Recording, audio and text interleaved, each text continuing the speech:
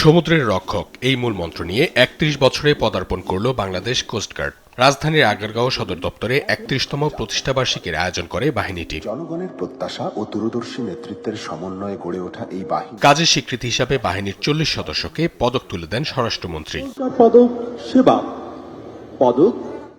অনুষ্ঠানে বাংলাদেশ কোস্টগার্ডের মহাপরিচালক rear admiral Mohammad Ziaul হক বলেন, জনবল ঘাটতি থাকায় বিভিন্ন কাজে বেগ পেতে হচ্ছে তাদের। শুরু থেকে সীমিত সম্পদ, জনবল স্বল্পতা ও অভিজ্ঞতার ঘাটতি অতিক্রম করে দেশ সেবার অদম্য প্রত্যয়কে ধারণ করে এ বাহিনী ধারাবাহিকভাবে অগ্রসর হয়েছে।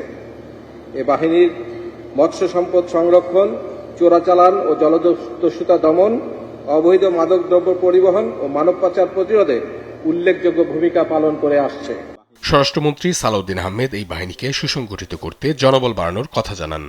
প্রয়োজনীয় জনবল বৃদ্ধি করে প্রায় 10,000-এ উন্নীত করার পরিকল্পনা গ্রহণ করা হয়েছে।